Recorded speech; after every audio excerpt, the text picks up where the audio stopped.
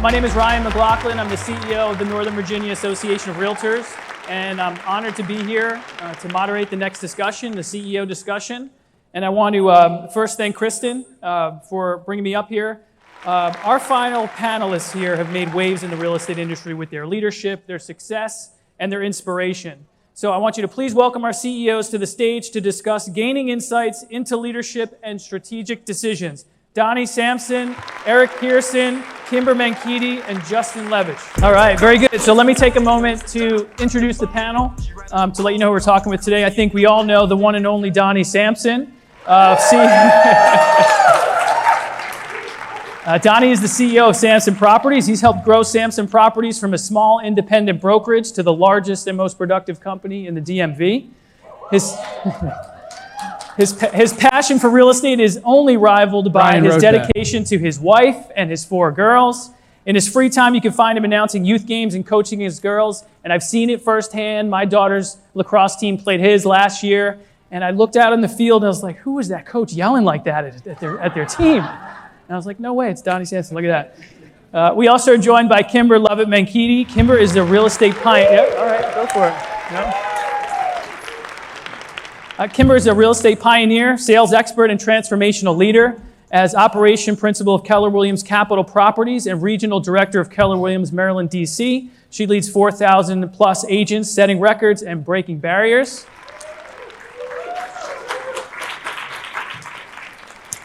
We have Eric Pearson. Eric Pearson is the chief executive. Well, hold on. We have Eric Pearson. He is the CEO, chief executive officer and founder of Pearson Smith Realty, a residential real estate brokerage servicing D.C., Maryland, Virginia, and West Virginia. Launching Pearson Smith Realty in 2015, Eric's company was recognized as one of the fastest growing brokerages in the DMV. All right, welcome. And we also have Justin Levitch. Justin serves as the president of RLAH. His expertise in real estate tech. Yes, go ahead, please. I'm jumping ahead. His expertise in real estate tech marketing significantly contributes to the brokerage's growth. RLAH has been recognized as a top DMV firm with tremendous company growth. Very good. Welcome, Justin. All right, so we're going to jump into our questions here, and then we're going to have some time at the end for questions from the audience. There is a text message number. You've probably seen it today. They're going to pop that up on the screen at some point here. So let's start with a sort of broader question. There's a lot going on in the industry. A lot going on in the marketplace, a lot going on in the economy. What does the significance of being a realtor mean to you? And Donny, do you want to kick things off? Sure. Oh, this works. Good. First of all, this is awesome. Everybody, thanks for coming. Everybody, thank you out there for coming. This is great stuff. I know we've had a long day, and it's been awesome, and we're standing between you and happy hour, but we still got to keep the energy up for one more panel. What does it mean to be a realtor? So I think some of that's coming to a fire with some of the things, and we've heard some great talks today about buyer representation, seller representation, having your ducks in a row. But to me, being a realtor is about doing all the right things. It's about knowing your ethical, your standards, knowing your contracts, knowing what the best way to be a realtor out there, and continue to raise what the public thinks of as realtors. And I think that's what's important, is doing the right stuff. And the people in this room, you guys are 10 steps ahead of the game because you cared enough about your profession to come out and get a full day of education on how to do things the right way and learn from other great, industry leaders. So this is awesome. But to me, about being a realtor is, continuing to learn, continuing to figure out the right way to do things. And, when you think about realtor with that capital R, it's about being an official realtor instead of an agent. And that's about being a part of associations, having an ethical standard that we all live by. And I think that stuff is, super important. So that's what being a realtor means to me. Very good. You want to jump in? We can go in order. We can jump in, however you'd like to go. Kymber, go ahead. It looks like you're ready. I'll jump in. Yeah. I second just thank you all for being here, because I know late in the day on a Friday, so I appreciate that. And I think one of the things I think about is just the power of what we do. Real estate is the number one asset class that generates wealth, not just in our country, in our world. And each of you sit literally at the middle of intersection of how that happens. So I think it's really about that higher calling to be able to be the advisor to your clients, your buyers, your sellers, your investors that are helping them be part of that transformation and to really experience it in what it does to really transform not just not our careers, but like the communities you're a part of, the families. You watch how powerful that is to pay for college, to pay for a medical issue. Like it's that real estate asset. So I think being a realtor you're really in service to our communities and to the clients we serve. Great. Thanks, Kymber. Awesome. Eric, go for it. For me, it means a lot, and I'm going to look at it from kind of a personal aspect. It changed my life, to be truthful, from a professional and personal level. When I first started, I was broke as you can possibly get. How I got started, honestly, my wife lent me money to help me get through the first 6 months or so in real estate.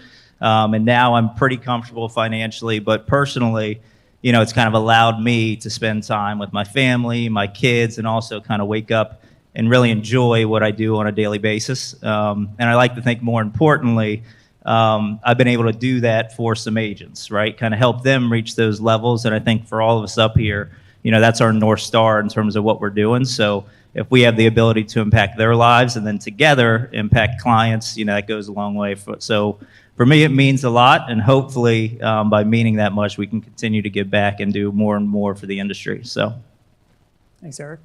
Justin.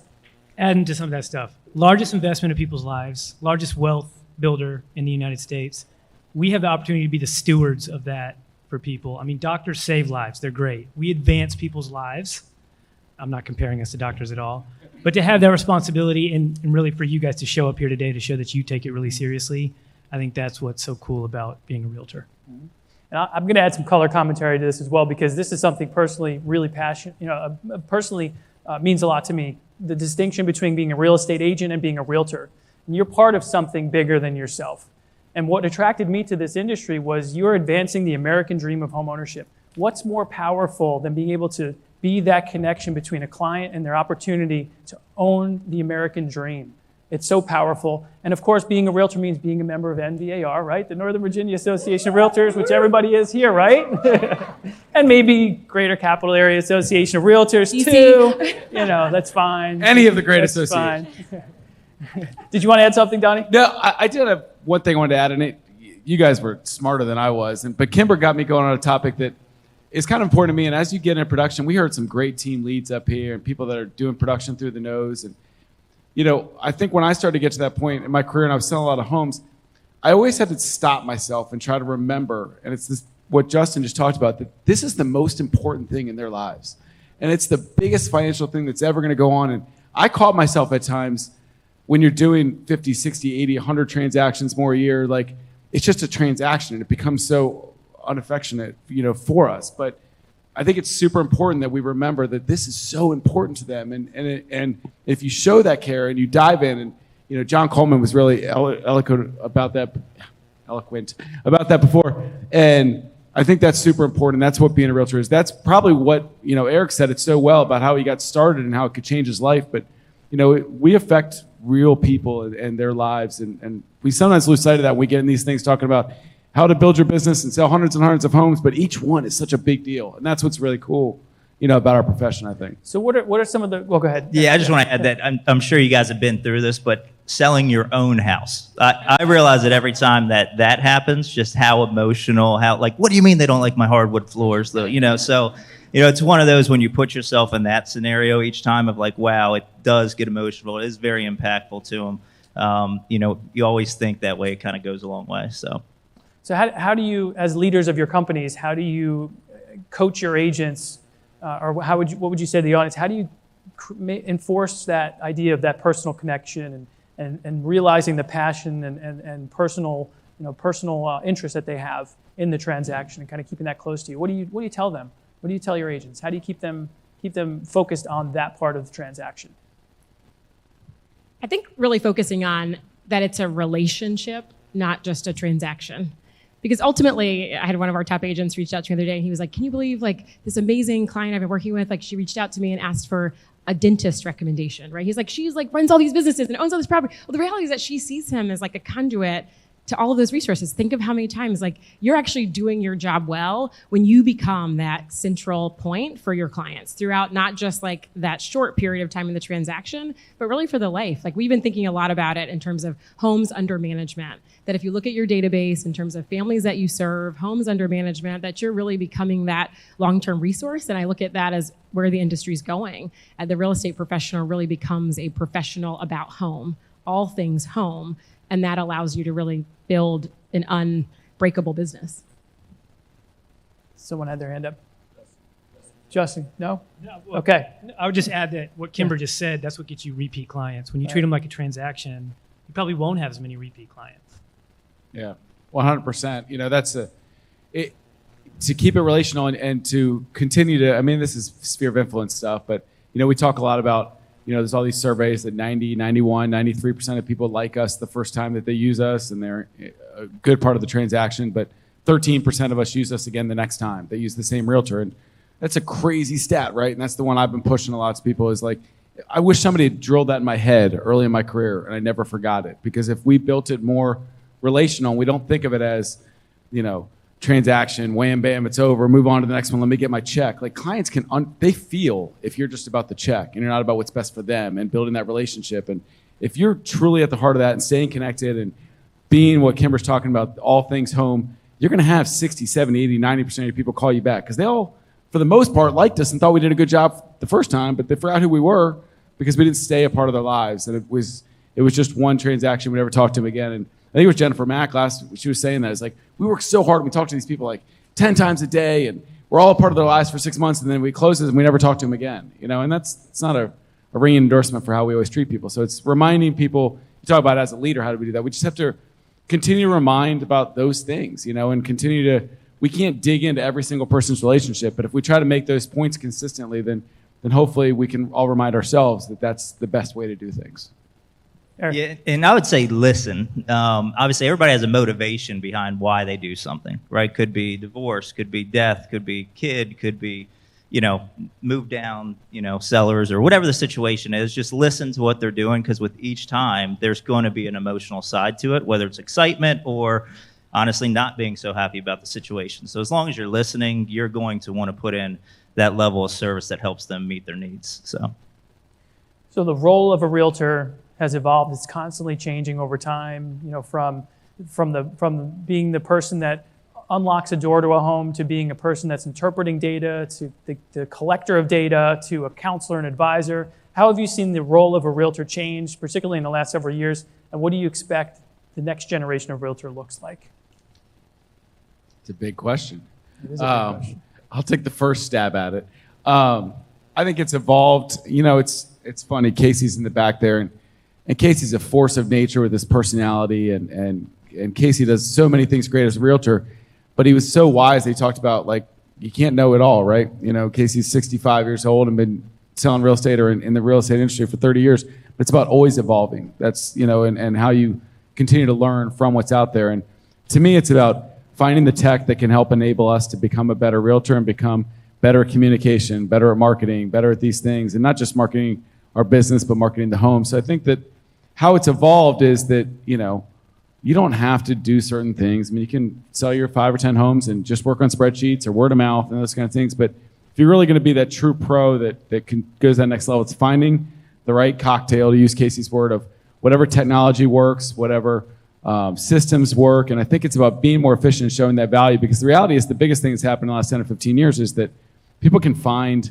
their homes so much easier on the internet right now. So it's not just good enough to be like, oh, I know what homes are available. Well, everybody knows what homes are available out there. It's about, you know, how can I best know the contract well so I can negotiate, help listen to your needs, like Eric said, help you find that right thing. I mean, I hear you saying you want this house, but as we talk, you're really looking for something with better backyards or a better area. Like, have we considered this area? Like, it's about hearing those things. So it's always evolving, always learning, and using what's out there to become better, because it's no longer good enough just to be a door opener, you know, because they can find that for the cheapest price in town somewhere or leverage that somewhere. You got to be better at your craft, you know. So I think that's what you have to do to continue to evolve as a realtor. And especially as the market's changing, where maybe things aren't moving as rapidly, they may be looking at the realtor in a different way, not just opening a door, not just getting documents ready. So who else wants to weigh in on that, to kind of how a realtor's role has evolved and where we think it's going? Yeah, I'll jump Eric? in. One, totally agree from the technology standpoint. That helps with efficiencies in your business, right? Kind of makes it easier in terms of procedures and processes and different things like that.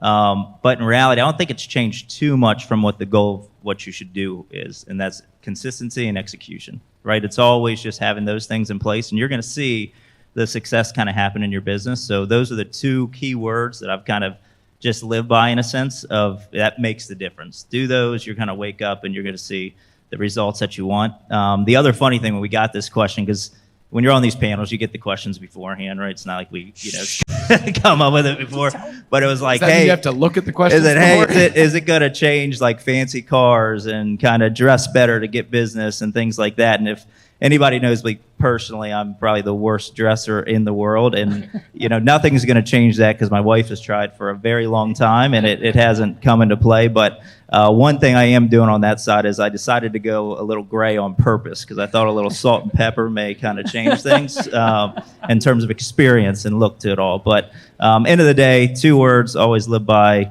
consistency, execution. So Good advice. I think adding to that, I think we need to, the future realtor is going to be more professional than what we've had for a while. And I'm not knocking like what has been going on, but I think we're going to have more difficult conversations. And so you're going to have to be able to have those. I think you're going to have to continue to get better with customer service. You're going to have to adopt technology. If you're scared of AI, it's probably going to be a problem because there's going to be other agents that are going to learn how to leverage that a little bit better than you.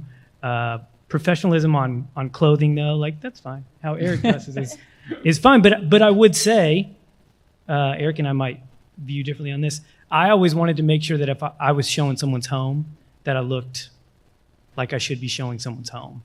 And so wearing basketball shorts and flip-flops to a showing, even with your friends, maybe it's an unpopular opinion. I don't think that's the way of the future. So just to chime in on that, I'm not consumer facing anymore. I like to let people know that I'm not with the consumer on a day-to-day If basis. you have Eric Pearson's winning personality, though, you can get over with basketball shorts and flip-flops, I would add, because I think these are all amazing points, that the future and really the current, like in this room, I feel like we're preaching to the choir, right? The top professionals, but you're the connector. Like you actually are. Like if you look across the industry, the reason that these amazing sponsors are here is because you actually are where the client listens to. So when you say to them, work with this company, use this plumber, use this resource, like the percentage that you convert is like no other conversion rate in the industry, like in any other industry. So I think we have to embrace that a little bit of like, hey, we have value here in what we provide, not just to the client, but the resource and really the economic driver that we provide in our communities. And so I think there's real power in that. And I do think the future, now looking at Michelle, like you're gonna tell the story of neighborhoods, of communities, of business. That future agent is gonna do that really well. And you're seeing that already, right? People that are the amplifiers of the good stuff that's happening. You are the mayors of your town. You're telling the story. You're introducing the local businesses. And you are that connector into the long-term life and relationship of the people that you serve. I 100% agree. And I think the really cool part about now AI scares me, and I know it shouldn't because I'm not that old yet. My gray has gone to my beard, not my head quite yet. But the point you make about, knowing all the neighborhoods and you're the conduits and that seems scary probably, right? Do I got to know all those things?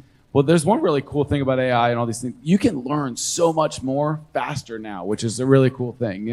You could say, talk to me about the town of Vienna and why it's considered great. And you can call Casey and he'll tell you for a half hour, probably at the Vienna Inn over a beer. Or you can tell it and they're going to tell you all this information. So I think that you just have to be ready to learn it, and I think you can be that industry expert if you're willing to learn those things about different areas and then show your real value by becoming experts, So Justin, you'd mentioned about difficult conversations. Mm-hmm. What are those? This is me going off script a little bit here, Donny. I'm good with it. Let's go. What are some of those difficult conversations you're preparing to share, or you are sharing with your agents that they may be having to have now, that maybe they didn't have to focus on as much 2 weeks ago? No, but in the past. You went there, Ryan. Well, I guess what I would say is for years, you could go pick up a buyer and you knew that there was an offer of compensation on all these homes. You could go through, get to the closing table, and never even have a conversation with your client about how you were compensated. And I believe that that is nearing an end. And so that might be a difficult conversation for some people to have. I don't know what the future holds. We may be billing hourly in the future, and that would also require more difficult conversations. So I think we need to lean into it. I believe that consumers truly value what we do when we do all the things we've been talking about up here, that we're worth even more than what we get paid in many cases. But there's constantly some type of outside force or attack going after those types of things. And if you're really good at what you do, learn to talk about it, lean into it. That's being a professional of the future. Yeah, I'm hearing value. Value is something I've heard, kind of a theme, demonstrating the value. But any other comments on the? Yeah, I'll dive into the water. I think that Justin's right about having to have tough conversations, and that's uncomfortable for all of us. I saw a lot of head nods when it was like, okay, you could go show people homes. You knew that conversation was coming, and honestly, we never talked to our buyers about how we were getting paid. We were great helpers, and we got paid, and we might have done a great job or not so great job, but we knew that was there. You have to have those conversations. And if that's scary to you, my point would be, we've all talked about learning the buyer agency contract, becoming better and, articulating what your value is. Practice. We had people talk about role playing before. Like, look, grab your buddy and talk about, hey, I hear you don't have to talk to me about how you get paid. Well, you're not going to be good at that conversation if somebody brings it up this weekend showing homes. If you haven't practiced on somebody or 3 or 4 different people at different times and having to articulate it in different ways. So that would be my one advice, is I think we're going to a world that's more transparent. Doesn't necessarily mean there's anything going on with the level of it, because I think our market's still going to hopefully dictate what we're paid and what we're not paid and what offers of compensation are and aren't. And I know that this is some murky water here, but I think if we know we're going to have to be more transparent on some level with our commissions, we know we're going to have more conversations about it. So get good at articulating your value, have a list of all the things you do, but also practice having these conversations from different angles.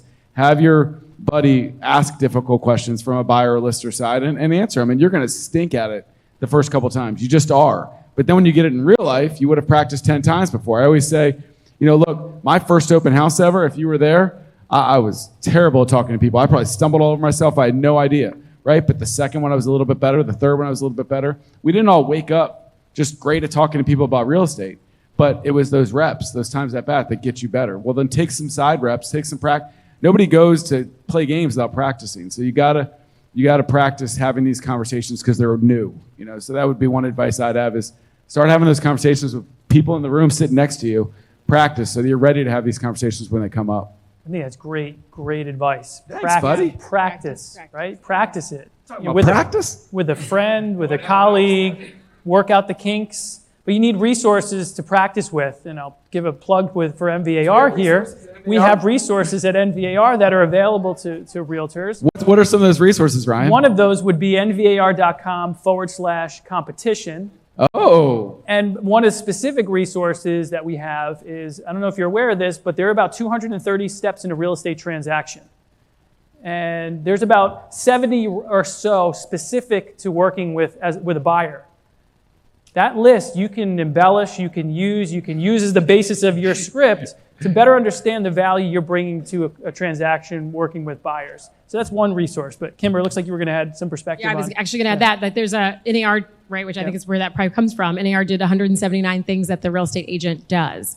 And sometimes it's just being reminded of all the value that you provide in the transaction. So if you're sitting down with a blank slate to say oh, these are the things that I do, it's a great starting point. You can get that, I think on NVAR, you can get it at broker.realtor. There's some great, or NAR.broker. There's some great tools, and that's a good place to start. I know when we looked at that as a team, we were like, wow, yeah, that's right. We do a lot of things that provide value. That's before you even get into your differentiated value proposition to your client. So I think just being reminded of what that is, all of the steps, I think it goes what Jason's saying, the hourly rate might actually get us paid more. So it's just, I think being clear on that, getting confident in it, and being able to articulate it to your clients in a really real way.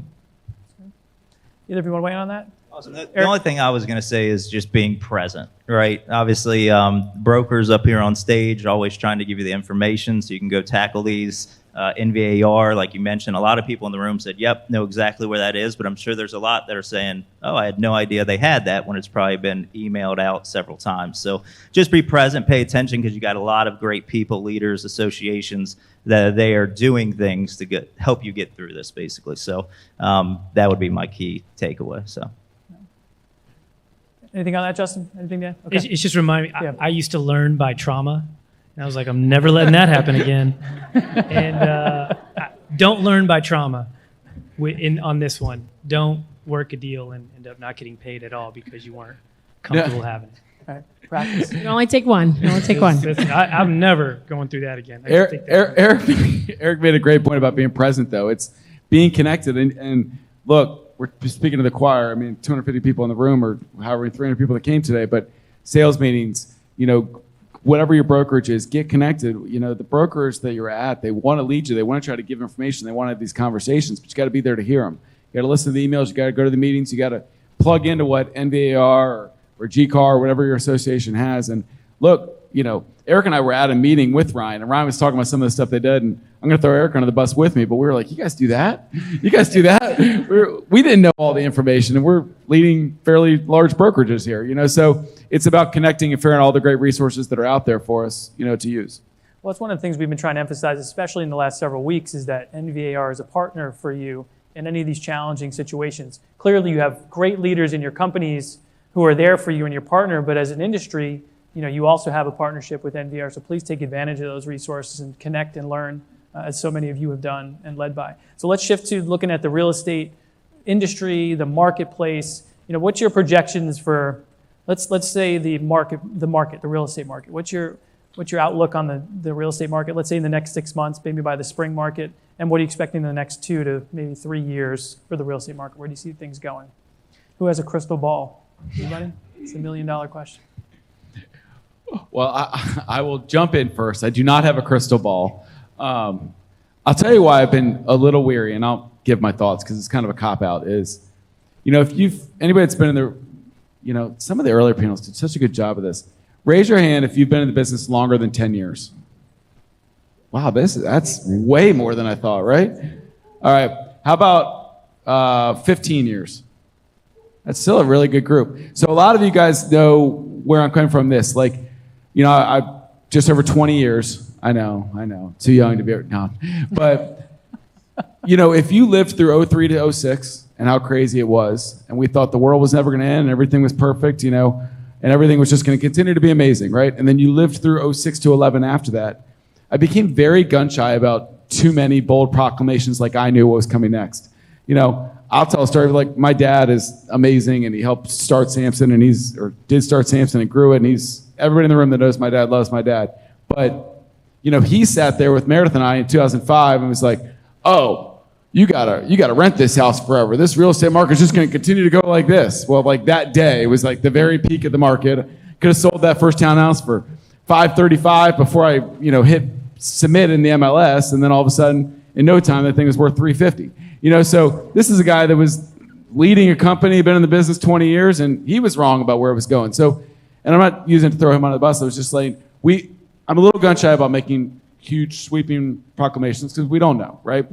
But the best I can figure is, my best guess is that, I don't think interest rates are going to drop very quickly anytime soon. I hope that they creep down a little bit more, little by little. I think if they dramatically went down, we'd have almost a problem, because then we'd have a surge of demand coming out at once, and we'd almost have a little bit of an unhealthy situation like we had 18 months ago. Look, we can complain about, hey, there's less people buying and selling, it's 8% interest rates, but it wasn't, we forget, yes, it was easier because more people wanted to do it, but it kind of stunk 18 months ago when you had 25 offers on every property, and you'd show people properties, and then they would think it's your fault because you lost 10 bids in a row. And there's some bad parts about it being super crazy too, right? So I think that we'll continue to have more confidence in buying and selling at these interest rates. More people will say, well, look, this is what the reality is. We've got all this pent-up demand. That people have been sitting in homes because, I heard this great line. It's like, I like my house, but I love my interest rate, right? Like, I don't want to move out of my home because, like I'll take me for instance. Like I see a home down the street and let's say it's $200,000 more than my current home. Well, I could probably afford it maybe, but I'm turning in my 2.75 for an 8. Like that, my payment just went crazy. I'm not moving. I'm going to stay where I'm at. So there's a lot of people like that they want to move. Like slowly but surely, people are like, oh, this is what the going rate is. I really want to move. I'm going to move. Like I'm tired of waiting for that life change, whether it's divorce or more kids or less kids or downsizing. So I think more and more people will come out, even though rates stay the same, because we start to have this confidence. You remember 15 months ago when rates really started. From June to October last year, they went like that. Went from 3% to 7% like overnight. Like we couldn't even wake up. Every week, this lender would come to our meeting and it had gone up another point. It was crazy. Well, then everybody just stopped doing everything because they were like, when is this going to end? I think people are used to this being the new normal. We'll hopefully have a somewhat healthy market. And until rates dramatically change, I think we're in a similar market to like we're at now for a little while. That was a long way to get there. But, I think we're kind of going to be a little bit of a stable environment. At least for the next 6 months or so. I don't know about 2 to 3 years out. I don't have a prediction on that. I'm going to let one of these smarter people on the panel answer that. Looks like Justin wants to weigh in. Go for it. Well, this wasn't a scripted question, so we weren't prepared for this. But I do like talking about this stuff. Everything Donny said makes me think. NAR puts out a great study on seller profiles, reasons that they do sell. Number one reason people do sell is to be closer to friends and family. I think number 2 is death, divorce, or birth. That's like 9% of people. These things aren't stopping, right? So when he talks about pent-up demand, people do still want to move, but obviously it's not as easy for them. So there's something coming. These people do love their rates. I've also noticed, monitoring the high rates over the past couple years, that people get used to the rates once they sit there for a little bit. So if rates shoot up, there's a shock and people retreat to the sidelines. But then that becomes a new norm, right? A lot of people that have been in the industry for a long time have sold with interest rates like this. I get it. You would say, well, those homes were like 20 grand, so it didn't matter. But so were wages. It's all relative. So to even see a little bit of movement down last week, I think we saw in our company like a big spark of people saying, okay, cool, I'm going to go get something under contract before the end of the year. So I don't think that interest rates will go up further, but of course, it's so unpredictable, we don't know. Unfortunately, interest rates are kind of holding our market by a string. Some interesting stats I was looking at this morning are things like Alexandria, for example. Do you know the market's up year over year in Alexandria? For the first time in like 24 months, there's been more sales year over year for the month in Alexandria than other months. You could tell that was going to happen because last month the pending sales were up really high year over year. So you can follow that by looking at your stats. So like my prediction is McLean, their pending month over month was huge last month. They're going to have a month over month or a year over year jump for November. So to see that makes me think, not that we bottomed out, but because sales got so low, we're about to start seeing this nationally, is that sales are actually going to be up because we had so few sales last winter that did we really hit the bottom? Are we past that mortgage rate shock? And so I think positively when I think of those types of things, but I also am preparing for selling the same amount of homes as we did this year, next year. What if we even did less? How are we going to survive through something like that? And once we do get through the end of it, how much are we going to thrive?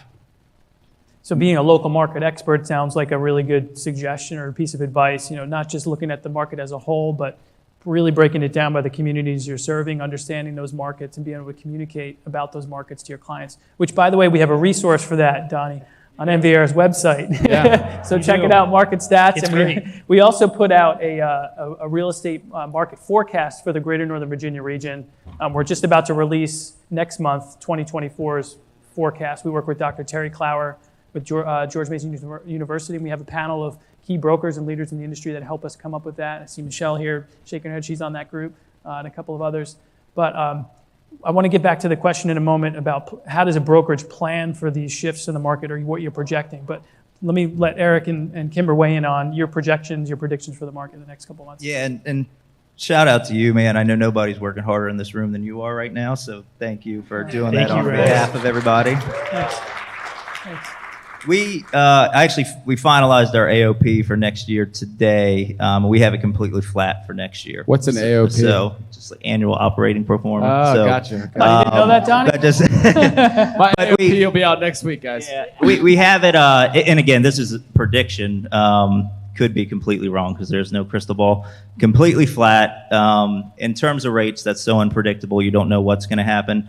I think what will take place prior to is it's different right now. Everybody has a lot of equity in their home, right? Sales prices have skyrocketed while everything else has gotten more and more expensive. So how people live their lifestyles and different things becomes more expensive on a monthly basis. Where do you tap in to get money for a lot of people? It's the equity they have in their home. So does that drive more inventory slowly as people kind of reach a point where they need to tap into that? And then hopefully, 2 years down the line, something along those lines, rates start to drop some, and then you have a big surge. So I think next year completely flat, and then we will slowly get back to a great pace in 2025 and beyond. So think positively about it as well. So, Nice. Kymber, do you want to weigh in on that?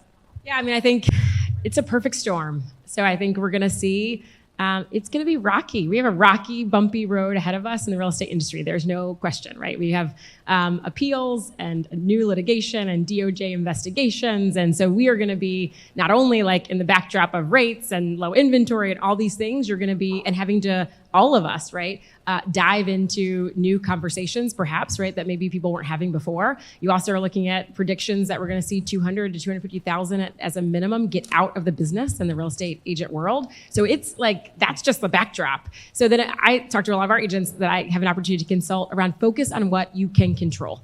So what you can control? You can't control any of that, right? You can control the conversations you have, the value you add to your database, and the reality of pent-up demand. If you think of the last 2 years, Dr. Lawrence, you just gave us some stats, right? You had 3 million marriages, 1.5 million divorces. We won't even talk about the other side, right? Death, deployment, all the other things, the 5 Ds.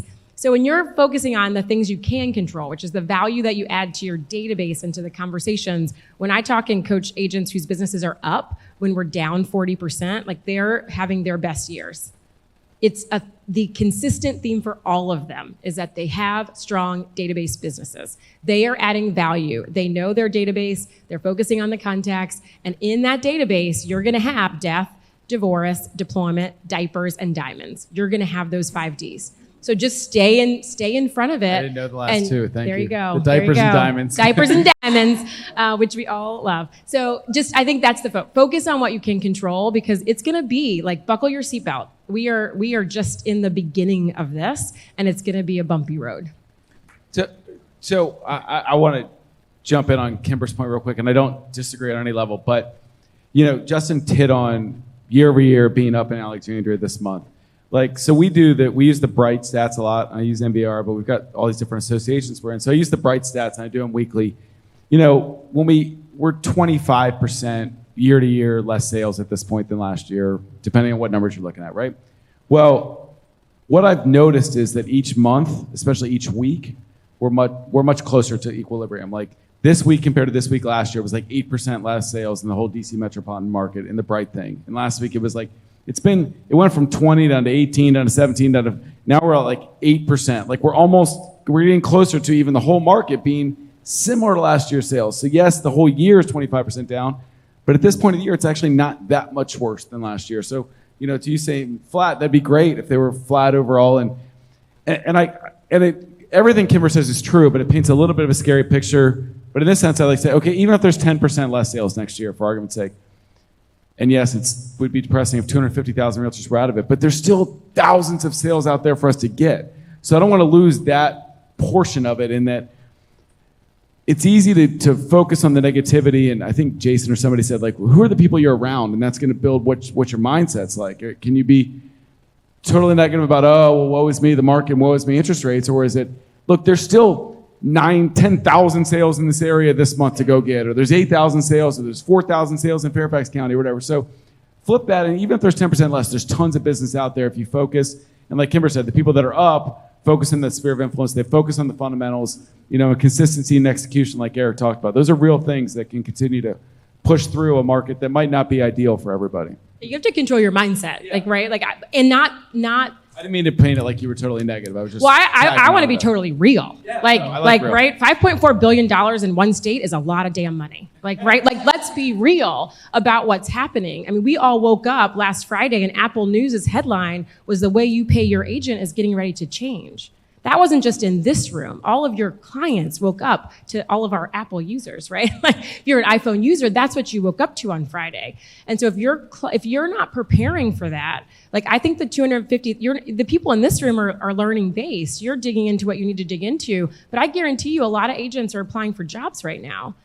Right? Like, they just are. And so I think that you have to control your mindset and focus on what you can control, but also not be in the tunnel that this isn't about to, the way we do real estate is changing. Yeah. It changed last week. Like, the puck moved.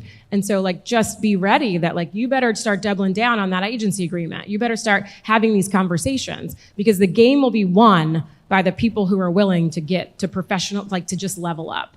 And when you're not, you're going to be sitting across from the table, and the person coming behind you is going to be prepared with the conversation. So I think we just have to lean into it. It's going to be fun. One of the questions I asked last week when we had our forecast advisory group meet, because there were some high-powered brokers in there, is what do you need? How can we be helpful? What are you hearing? And the two things they said consistently was leadership and messaging. Leadership from organizations like ours, but from the CEOs of the companies, and messaging that their agents can use when they're talking to their clients, having those difficult conversations, getting the call that I just read something in the newspaper about your industry. So those are the things that we are trying to provide for you. Your leaders are trying to provide for you to help you succeed through those challenging conversations.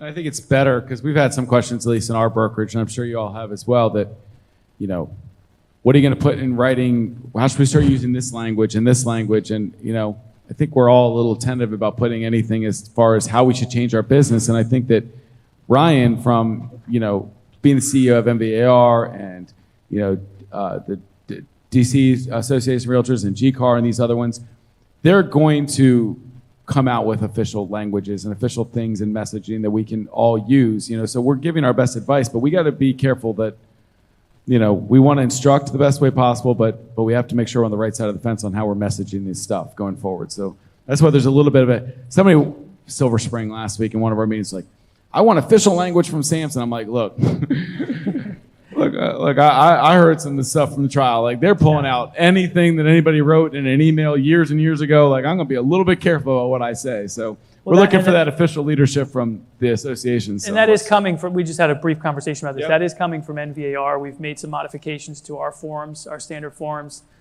Just yesterday, the board of directors approved it. It'll be educational versions of those forms will be rolled out December 1st. We'll have a series of classes and programs on it. And then January 1st, they'll be officially ready to be used. And they address the issues that are in play right now. Awesome. So let's shift a little bit back to you've given your projections about the market, where you think it's going. As leaders of your companies, as CEOs, how are you planning for, any shifts or changes from a business perspective for your brokerage? I'll call on you if you want. Justin, you kind of look like you want to jump in. Maybe? No? I didn't really want to start it off. All right, I bet you Donny would. Come on. Oh, Guys, jeez. do I have to do All that? right. Well, I think we've been doing it. Well, what? I'm sorry. We've all been doing it, right? Well, I mean, we've all been doing it on some level. To Ryan's point, or to Justin's point, from, look, the world started to change as far as production and transaction levels 18 months ago, 15 months ago. The second rate started changing, right? So we started to see that pendulum go down, and we use numbers like 40 and 45% down. I mean, they were 25% down last year, and another 25% down this year, whatever number you want to use. That's the reality of when it comes to brokerage leadership that we've been staring down the barrel of for a year and a half. Like, 20 and 2021 were great, but we had different problems with COVID and how to help instruct realtors on how to officially do business and be more virtual. It was a whole different thing. And now it's about transaction levels. I think we have to be smarter from a brokerage level about, how we're spending those assets and making sure we're spending it on the right assets that our realtors can really benefit from, whether it's office resources, office staff, tools that we're paying for our brokers or for our realtors. Like, those are all decisions that we have to stop and rethink. People always, I got asked the question in a mastermind the other day, like, what's one thing that you you could do better, and it's like, or what's one thing it's easier to answer the question, what did you learn from yourself this year? I don't know what the next things are, but if I look back 6 months ago, we're doing 5-10 things better than we were then. And we've revamped this, we've revamped that, we're doing better at this, we're streamlining this. There's a better way to serve, there's a better way to educate, there's a better way to spend our money. So I don't know what that next thing is, but it's having your eyes open to everything and anything that can help your brokerage, but be smart about finances. And I think we all need to be a little bit smart about profitability, because if transactions are down 50% from 2 years ago and they may or may not hold, or they may go down 10%, we need to make sure that we've got the right finances and the right funds to, have a great brokerage for our realtors to succeed in, because our realtors want to keep their money, they want to continue to earn money, they need leadership, they need resources, they need all those things to be successful, and they need us to continue to provide them. So we just need to make smarter decisions, reevaluate everything we do. And I think that's what, Sarah and I and leadership staff at Samson have continued to have to do, is evaluate everything and then make sure we're making 2021's decisions might not be the same as 2024 decisions. You have to just look at everything. Mm-hmm. Kymber, or Eric, did you want to weigh in? Yeah, I think you have to, all of us, whether it's in a brokerage business and a sales business, reevaluate the pieces that you're investing in, and not just saying yes because you've always said yes. We're collaborating, right? We're asking, thinking about our agents and saying, hey, do you find this valuable? Are you using this? What tool are you missing? Where are you? Looking at the ROI on everything that we're investing in or have been investing in, so they're making really good decisions. I think in some ways the role of the broker and the importance of your broker from an education standpoint is more important now than ever. We've never seen our trainings be as full as they are, certainly in the last 10 days, as everyone looks to navigate and make sure. Why the last 10 days? I know, why the last 10 days? All our top producers, I was like, everyone's on this mastermind today. What's going on? But I think it's that, right? We're all leaning in, and we want to be able to simplify and streamline the messaging so that we are really collaborating as an industry, so that we are making sure people understand the role and the work that we do. So thinking about that in the brokerage lens is a big piece of us going forward and goal setting for next year. And that's a good visual demonstration of that collaboration, that working together, that openness of coming together as an industry and an organization. You've got leaders of various companies represented, a good mixture of agents represented in the audience. Eric, did you want to weigh in on that question? Yeah, so a couple things. Each brokerage model is obviously different. Donny, I know you probably hear this all the time. Most of the time people say, how do you make any money? Because we're kind of a flat fee brokerage right now. In moments like this, though, when transaction count kind of plummets because it's dropped quite a bit, the amount of revenue we lose on a per deal basis isn't nearly the same as somebody that's more percentage based as a brokerage model. So probably haven't suffered it much from a revenue stream compared to some others. So that's something that we're pretty lucky about. The other, what you guys mentioned, is it's simply expense mitigation, being really smart with that. As you hear, a lot of coaches and some different things, and I agree with them to an extent. It's usually, now's the time the people who really win double down, right? But what they're missing is usually the first step of analyze everything. Really understand where you're efficient, where you're doing the right things. Then you double down, because you're doubling down on the right stuff. For us, just in terms of listening to agents and kind of seeing what they want, we have probably shaved off $120,000 a month in terms of expenses on things that, looking back, we're saying, why the hell were we ever doing those things, to be honest? But I think we're going to end the year offering more to agents and in a better position than we were before, because it's things that they want to and the things that we should really be doubling down on. And then outside that, someone mentioned it earlier, it's, there's certain things we can control and certain things we can't, right? The market is one of those. Policy changes are one of those. There's a lot of different things. Guys, look, none of us know what's going to hit us next or what's honestly hitting us now, but we're going to figure it out because we have a lot of bright minds in the room that can help make that happen. So those are the things that we're currently doing. Excellent. Justin? I totally agree with what Eric just said. Difference is that we're not a flat fee brokerage, so our revenue took a bigger hit than his. But I think all of us standing up, I don't want to speak for them, we don't want to sit here and say in front of our agents that we have to make cuts. Doesn't sound good to you. But there is always something we can be smarter about. And so going in, and sometimes, like what Kymber alluded to, there might be something, I've always been conscious, I don't want to take anything away from our agents. But there might be something that only a few agents are using. And maybe you can have those conversations with them. And I have found that a lot of agents now want the brokerage to win.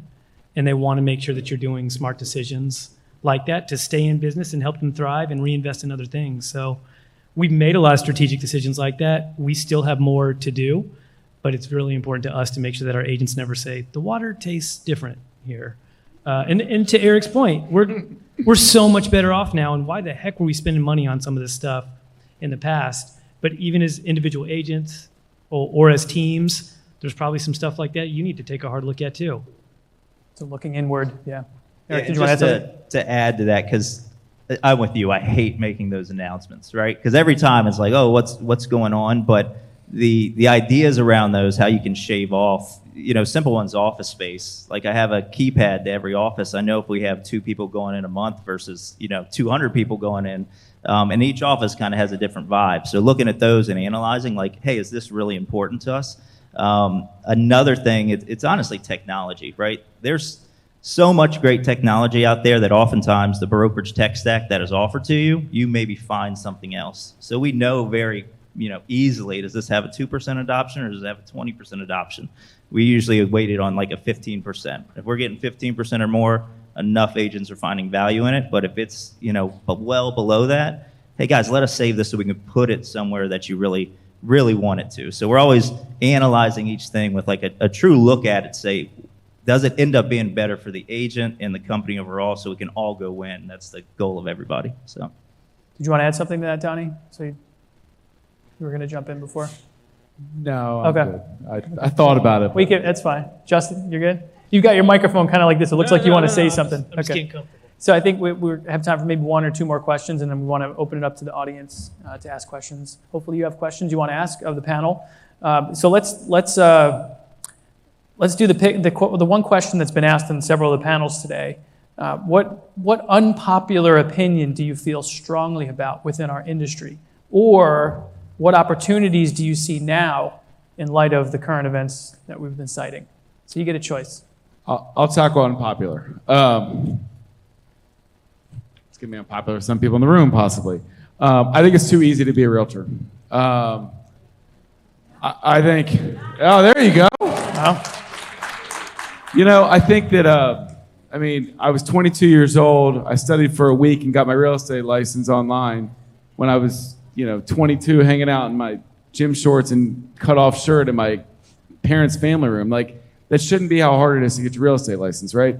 And if we're being honest, every 2 years, I remember 5 days before the expiration date, and one night I go in and I do all my CE, and I'm good for another 2 years. Now, obviously, I've sold, tons of homes, and I know what I'm doing as a realtor, but that's way too easy, right? To be in this profession. And I'm not saying I want 250,000 people out of the industry tomorrow, but I want people that are in it to have to know what's going on, It's embarrassing. It's not because we don't want to teach everybody the right way to do stuff, but it's embarrassing that people don't write contracts the right way. They don't show homes. They give out codes to people. They don't attend the right thing.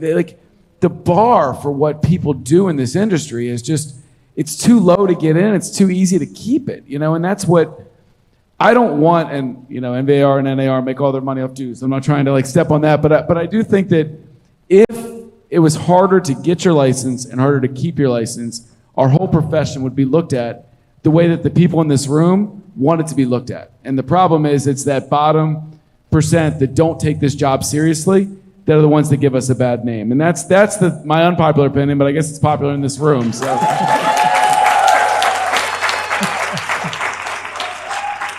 Well, I'll give another plug for NVAR here, Donny, because I can't miss the opportunity, but professionalism is really important to us too. That's why your board of directors last year approved continuing education as an included member benefit for all NVAR members. So you can get your professionalism and your continuing education credits through NVAR at no additional cost to you. Any classes that you want. Yeah. So please consider doing that. Woo! Ron, you'd be like a $200 million real estate producer if you got into the sales aspect. Don't tell him that. You got a friend who's looking to buy or sell? Yeah, I'm going to hire Ryan as an agent for our brokerage after this. He's a great salesman.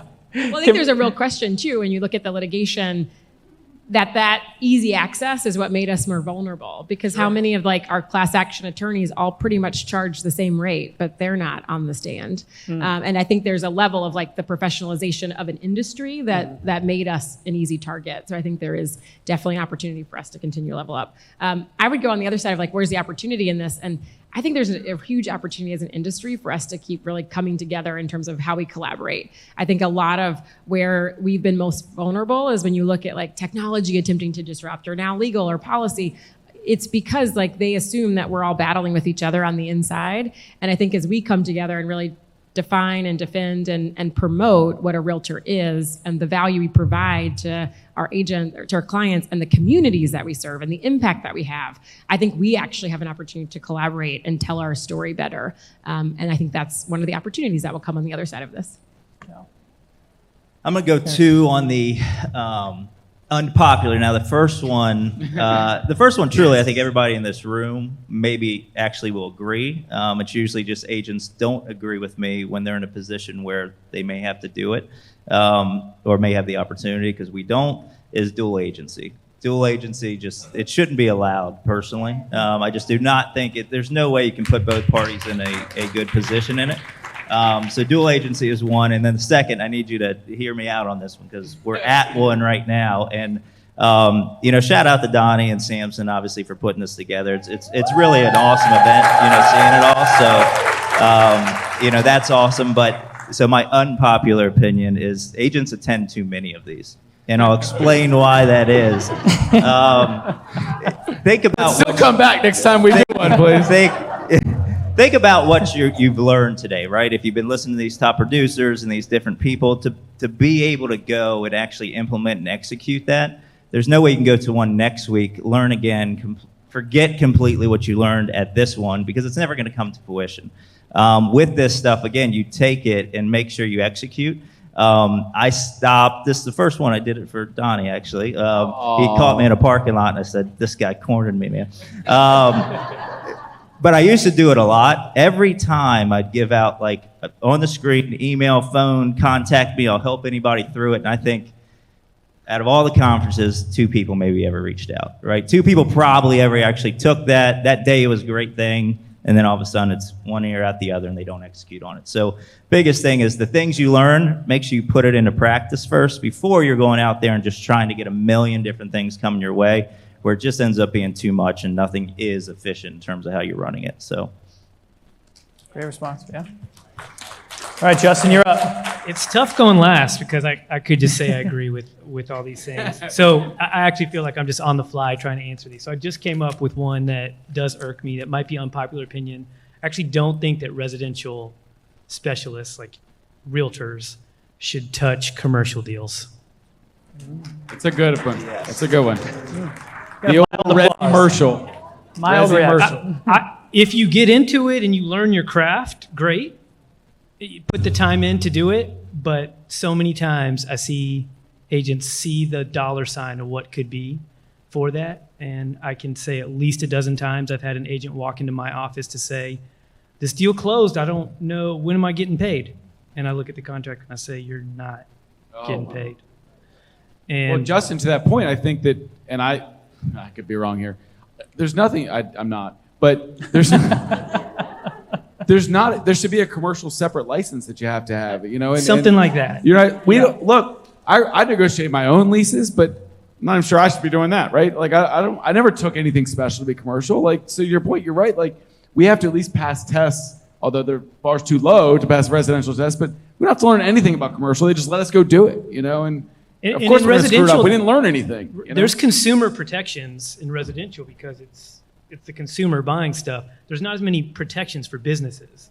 And so it's very cutthroat. And so when I talk to commercial brokers that I'm friendly with, that are in other states and stuff, they like to take advantage of people that try to step into their arena because they're in business mode. They're not hurting a family. They're hurting a business who hired somebody who probably didn't specialize in commercial. Well, and this is a real thing for those that think about getting into resi-mercial and being that is, please don't just find a good commercial agent partner. Give them a referral fee. You're much better off. But we have all these offices, right? And I've negotiated the last probably 20 before, when I kind of took that over from Danny. And look, your commission is not promised anywhere in there. I have to make sure there's a special agreement. Sometimes I got to remind them 2 or 3 times. Hey, where's that brokerage agreement? Like, I'm getting paid on this bet. No, I'm not taking the money. I'm putting it back to fix the office up. But they don't want to pay you a commission unless you get into it. And if you were going in there blind, like, I'm sure my dad got burned on one or two, and that's when he taught me that, is that make sure you get your commercial in your commission in writing somewhere on that commercial deal. So that's a good point, Justin. You wanna add something, Eric? That was a really good point, because I know that's a headache for a lot of brokerage leaders. And the only reason I say is because it seems like when the question is asked, hey, I really want to do commercial, and we have a mentorship program, we got to do 3 transactions, it's X split, and it's always like, oh man, you're holding me back. Like we're trying to do this for self-serving purposes. No, it's not that. It's so different. The ball game. So I don't know it well enough, but I know it well enough to say you're not going to find, forms. You're going to need an attorney. You're going to need a co-star. You're going to need all these different things that people just don't know what's needed for it. So I thought that was a great point. And then Donny, with yours, total agreement on that as well. I used to be a public accountant, staff accountant. I said earlier, staff accountants aren't paid that well, trust me. But I used to equate everything to the CPA. Like that was a tough test to do and go through and all those different things. So real estate, the barrier to entry needs to be a lot stronger. But one consumer thing that I hate to hear is probably the agents in this room being a top producer is that agents don't work hard. Because ultimately you guys know that you work extremely hard. Those are doing it very professional and different things. So that'd be another thing that's more consumer based that might be unpopular, but I'm like, shut up, they work extremely hard, right? All right, we only need one unpopular. We don't need more. We can do unpopular ones all day. So the age-old question of, upping the level of professionalism is something that NVAR has been advocating for at the state level for many years, increasing the number of hours needed to get a license and to maintain it. And it's almost always universally rejected at the state level, where either the VREB doesn't want it or the state legislature doesn't want it. So wherever we can partner to try and help raise that bar from a lobbying perspective, you would find a partner from NVAR. Well, I appreciate that, Ryan. But and look, this isn't you, because it's not your decision, but if I'm going to be honest, it's because why would they reject it? Because they know that it thins the herd by 30% or whatever that number is, right? They want to keep it easy for people to keep paying their dues to VAR and NVAR and National Association, and that's not your motivation. Yeah. I know that, but it's counterproductive for them to make it harder. Once they've already set this bar, the harder they make it, sure, some people are out, but those are all dues-paying people. So it's a little bit harder to raise that bar now that the toothpaste out of the tube. It's kind of like that same one with, I want to keep our leads off the internet portals. Let's take our information back. Well, that toothpaste out of the tube. It's the same thing with how easy we made it to be a realtor. It's hard to make it harder because then it cuts people that make money out of it. And I know that's not your motivation, but I think that's the conflicting idea in that a little bit. And I'll just say to Eric's point about going to too many events, I just want to tell you NVAR does about 400 plus events a year. And most of them are included in your dues for no additional expense, and we encourage you to keep coming to them. So I think we're at the point where This segment brought to you by brought to you by NVAR. I think we want to take questions from the audience if we're ready for that. There should be a crew. Sarah, are you fielding questions to us? We're good to go. All right. Why do you have candy with you? It's not candy. Oh, okay. Can you hear me? Is this your first time being in front of a crowd, Sarah? No, it's not. You wear those microphones every week. Want to use mine? I do. No, yours on this. Okay. There you go. Hello. Why do I have a bowl of what looks like candy? Yeah. No candy. Raffle prizes. Oh.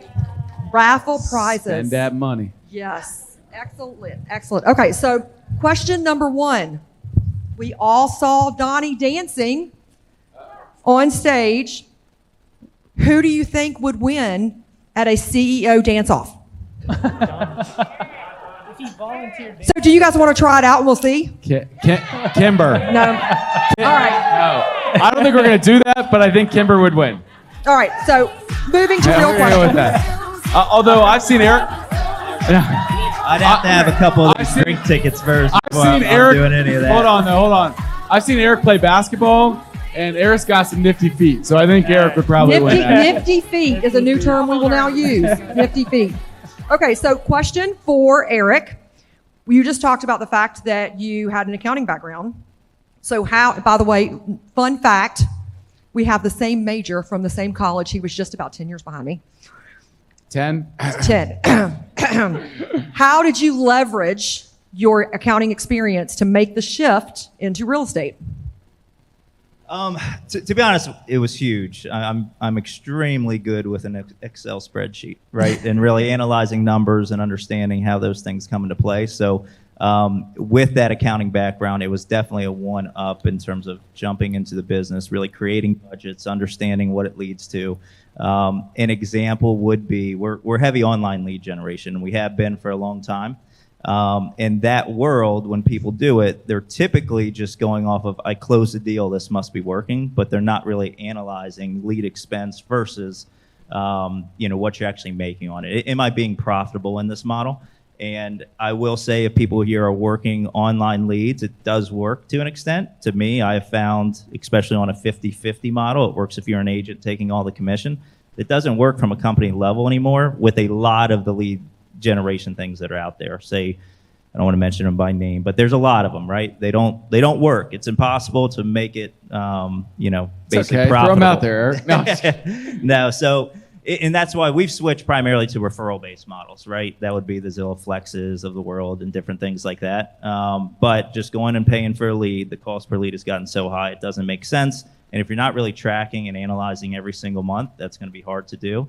And same thing happens with our kind of KPIs on a monthly basis. Whatever we're looking at from a production reports, capture from ancillary businesses, lead generation, different things, everything is really reporting because that's factual, right? It's going to give you the numbers that you want to see and really go a long way. So ultimately, it came in handy. I can promise you that. Awesome. So panel question to all of you. What resources do you use to educate yourself about interest rates, the economy, trends in our industry?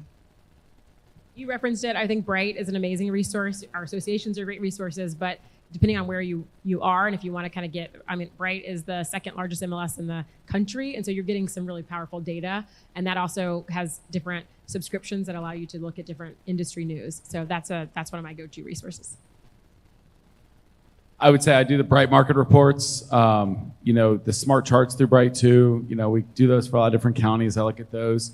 I do read all the Housing Wire and the Inman and the Riz Media and all that kind of stuff. I get too many of them to my inbox to read them all, and then I save them all like I'm going to read them all later, and you never have time to read it all. The headlines scare you, and then you try to read the article and get the real information. But I do try to read a lot. I try to be educated and also try to see both sides of it. I think the media in general is going to sensationalize the negative or make it spin it the wrong way. So, you try to read multiple sources so you can get some positive information, overall. But I think those are the ones that I read the most to try to stay on top of everything. Eric, Justin? Definitely our associations. I think if you're really into studying stats and market data, which I really am into, there's a great company called Altos Real Estate that has a weekly update with some great stats that I like. They do national level, and I look at those and I always say, cool, I'm going to go apply those to the local level and see if I can identify the same trends. I'm going really granular. I follow, on Twitter or X, Lance Lambert is a great financial economist for housing, and John Burns Real Estate is a company up in the Northwest that puts out amazing reports. They're putting out what the number is of interest rates every month that brings floods of buyers back in based on a ton of studies. So I don't look at Riz Media and Inman. I do if I go there for something, but I know that our clients aren't seeing that. So I want to see what the headline news is and then go dig deeper for the other side of it. So I always start with, like what Kymber said, the Apple News headlines changed our world last week.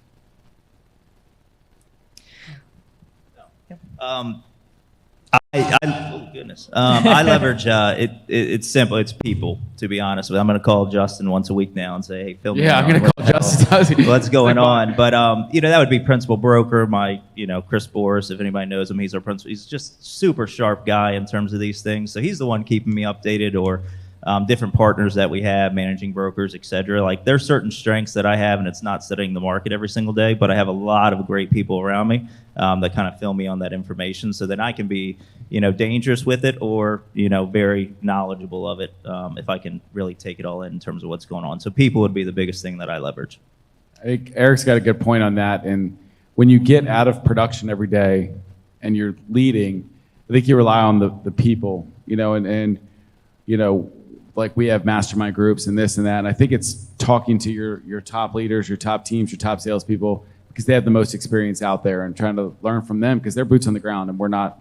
I don't think any of us are boots on the ground much anymore. So we have to learn from the people around us about the local market. So we actually have a question for Ryan. Okay. Isn't that exciting? Oh, yeah. You're now in the hot seat. So you brought up that NVAR was working on language for buyer clients regarding commissions, but they also want to know if there's going to be language for sellers. So buyer agreements and listing agreements making a change? Yes. Yes. Excellent. That's about all I can answer. I'm not a lawyer. You absolutely But can you're stop welcome to there talk to because our that is the question. Yes. Yes. Coming soon, right? Very Coming Coming soon soon. to That's a good pun store near for- you. Yes. Yes. I thought it was going to be about what kind of hair gel makes it look that perfect at all times. I want to get some of the That's the Ryan happy McLaughlin. I want to Oh, get some wow. Ryan This McLaughlin. day is getting really long. This Oh, day is getting boy. really long. Okay. Sorry, my fault. That's hilarious. Okay. It's almost Tito's your time. your go-to. Tito's time. You've talked about the fact that you're reevaluating all the time. You're looking to make sure that the right tools and resources and systems that you invested in are still the right ones to invest in. What is the number one tech tool that you will guard with your life and never get rid of it? It'll be the very last thing that you ever have to look at cutting because it's the one thing you feel like everybody should have. Your favorite tech tool. I'm taking notes. NVAR Forewarn. No, I'm just kidding. Just doing the Ryan McLaughlin. I will tell you this, though, about Forewarn, because we're in a lot of different, I don't know why I jumped into this. There's a lot of requests for that outside of our, but I just assumed everybody got it because NVAR gives it to us for free. So that's a big plug for NVAR. But I got people all over like, have you looked into Forewarn? I'm like, don't you have that? I'll answer the tech thing first. I know we have 4 different brokerages up here. It's not about what our brokerage does or doesn't, but I think there's a lot of great stuff out there. But Nikki brought up earlier, Lagoris, when she was talking about one tool that she's loved, is I love Real Scout, and I just, if I was a broker today, no offense to Ryan's not on the board of Bright, so it's okay. Bright's ugly, and it's got great information, but it's ugly. You can't modify your, if I was selling today, I would never send an email from Bright. Like, it's a good information source, and I'm not saying ditch it, but the buyer experience is terrible with it, And if we don't provide them a better experience from us, I'm just going to say it. I don't care. Ryan can't make me be quiet like he could last year. If they don't get it from us, then they're going to go to Zillow and Realtor.com and all these other places and homes, which are fine. They're good portals. But the second they go there, they're going to go find one of the other realtors out here that are paying for lead. I'm just pointing here, like realtors in general. They're going to go find a relationship somewhere else. I didn't mean you guys. Sorry. They're going to find a relationship from the 4 people that are paying for ads up there. I want to keep that buyer close to me.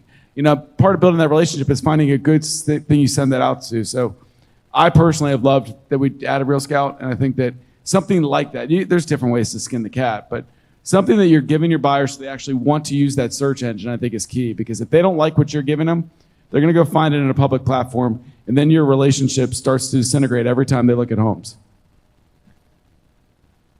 Check out Nestfully that Bright has just rolled out. Not NVAR. I'm not plugging NVAR. It's probably better There's something like than that. what we had before. It's a Bright product that's supposed to Can't be a be. much better experience. Eric, Yeah. you love technology. To be honest, I hate it more and more every day. But no, it's all good. For me personally, it's very simplistic. It's Calendly. It saves my life just from a scheduling aspect. That's what I use the most. Calendly is. Everything else, to be honest, is very hard from an agent adoption standpoint to find something that everybody really loves. Even if you look at CRMs, you guys are KV Core, I believe. We have KV Core and Chime, but they're hard to integrate. Which is Boomtowns. They're all different. Boomtowns in that world, or Follow Up Boss. It's crazy to me. They just got purchased for $400 million. They're hard to learn. And It's hard to doesn't have an appeal to everybody. IDX with it. So everything usually falls a little bit short in one area, which becomes very hard because agents look for different things. So I'm going to just leave that question open and say Calendly is what saves my life on a daily basis. My iPhone. That's it, right? Like that was mine. Like it's your phone. Because at the end of the day, like the kids in their garage are developing the technology that's going to power us tomorrow, or that's going to be integrated in. And I think the battle in that CRM space, like I think what those that were innovating in it realized is that there was never going to be just one and thing that everybody was going to use that really did the end to end, which was sort of that race that I think everyone was on. So I think it's really understanding the technology that's going to help you power your business, what's allowing you to communicate to your database, what's allowing you to manage your CRM, your contacts, right? And that in this, whether that's a smart plan, a contacts, like I think it's really getting more simple, and then having the technology that's going to power it. Because it's really like, what are you going to use? People are, what CRM do you have? We have Command, right? But it's really, what are you going to use? And that's the technology for you. And in the end, like, your phone is going to run your life. It already does. And that's an amazing point. It's that, look, we talk about a million things up here, but be more simple. Don't try to do it all. You know, Jason Cheperdak earlier in his thing is like, start with know your people. And then it's like, okay, integrate. I'm good at open houses, you know, or integrate one piece of tech. You try to do them all. We do them all crappily. I mean, we don't, that's a terrible word. We don't do them well when we try to do too many things. It's just the law of diminishing returns, right? You keep adding it in, you're going to actually use less. Yeah, people will try to do 3 different CRMs. We're not doing any of them the way that they should be working. You know, pick one thing and master that a little bit, then add a little bit more. But Justin, I cut you off. Combine some of those things. So if I was a realtor going on a stranded island, there wouldn't be clients there, so that's not a great example. But I would probably choose CRM. And that's because that's where your database lies, and that's where the deals are going to stem from. Even if you're losing other technologies, I mean, that is the heart of your business. And that, you know, our company didn't have a CRM for 10 years. We just adopted one. And the reason we didn't is similar to what Donny mentioned, is we actually polled our agents, and it was so fractionalized what agents liked or what they preferred that we couldn't go make an enterprise account because I would have had adoption numbers that were just awful. And so we did come out with one, and it's not as advanced as some of these other ones like Follow Up Boss. And I don't think you need that to keep it simple as well. You need a place to store all your database, all your people, to track them, and then build off that. If it connects to a million other tools, great. But like, if you don't even have an Excel spreadsheet with all your people on it, then you need to get started on that by the end of the year. And that goes to a point that I know I jumped in. Sarah, you got a mic in here, I see. But if you don't have a spreadsheet, and that was the first thing, and I was sitting in the front row, so I didn't see it, but if you don't have 200 people or 250 people, whatever your past clients by year and the people that are closest to you, if you don't have that database, even in an Excel spreadsheet, then stop whatever you listen to today and start with that. But that's the biggest thing that we fall short of as realtors that are selling homes or slinging homes, like the term earlier, but focus on, you're all running your own businesses. We can't do it for any of you. You have to take control of your own destiny and the business you're running. You set your game plan, find an accountability partner, and do those things. And it starts with your sphere of influence, and it all pulls from there. But you have to treat it like a business. And there's too many, I was going to do my unpopular opinion on that, but too many people are just being realtors and not running their own business. You're all running your own businesses. You made a business decision to pay $59 and hopefully learn a lot today.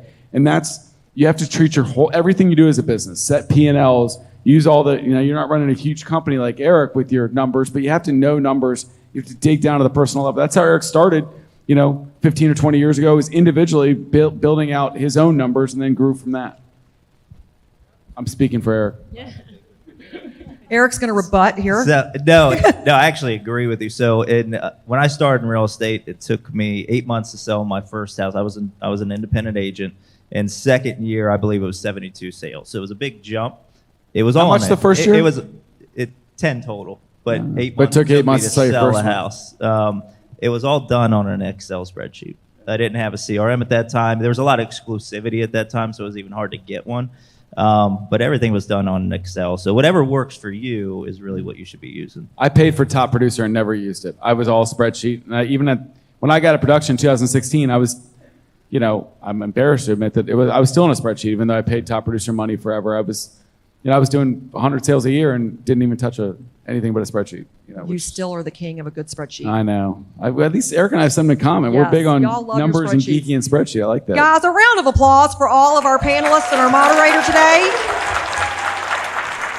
Thank you all so much for joining us. This was great. A lot of great information.